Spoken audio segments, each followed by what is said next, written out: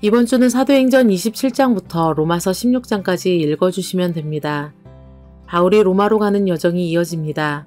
바울의 경고를 무시하고 출항했다가 폭풍을 만나 파산합니다. 하지만 배에 있던 276명이 모두 살아남습니다. 멜리데 섬에 체류하며 바울은 독사에 물리지만 죽지 않고 섬의 병자들을 고칩니다.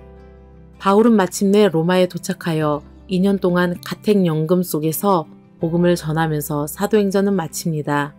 이제는 로마서입니다.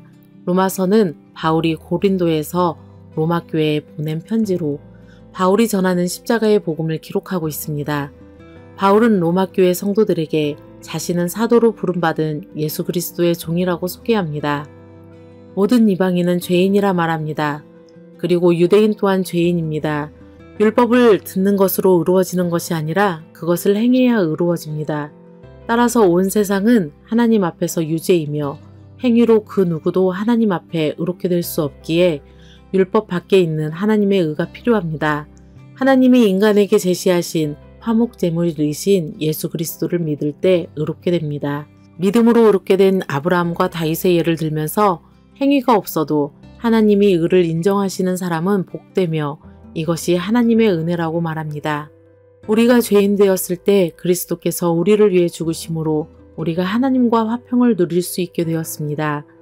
한 사람의 불순종으로 죄가 들어왔듯이 한 사람의 순종과 의로 전 인류가 칭의를 얻게 되었습니다. 은혜 아래 있는 자는 죄의 지배를 받지 않고 그리스도께서 죄에 대해 죽은 것처럼 그리스도인도 죄에 대해 죽은 자로 여기고 자기 몸을 하나님께 의의 도구로 드려야 한다고 말합니다. 율법을 지키는 의무는 마치 결혼의 의무와 같습니다. 우리는 옛 율법에서 자유해졌고 그리스도로 새 사람이 되었습니다. 비록 그리스도인이 생각으로는 하나님의 법을 섬기지만 육신으로 죄의 법을 섬길 수 있습니다. 하지만 그것에 대한 정죄는 더 이상 없습니다. 왜냐하면 성령께서 우리의 연약함을 도우시기 때문입니다. 그렇지만 유대인에게 나은 점도 있습니다.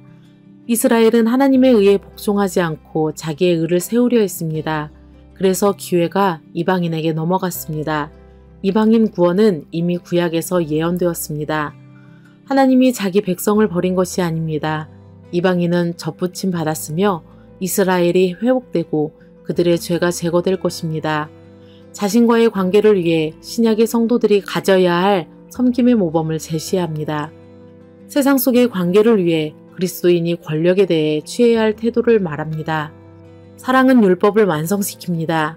교회 속의 관계를 위해 형제를 판단하는 문제를 언급하며 그리스도인이 의사결정을 위한 점검사항을 말합니다. 교회 내에 상호 간의 상호 이해에 대해 기록합니다. 마지막으로 문안해야 할 성도들과 배격해야 할 자들의 이름을 언급하며 로마서는 마칩니다. 바울이 로마 교회 성도들에게 전하려 했던 복음을 깊이 묵상하시는 시간이 되시기 바랍니다.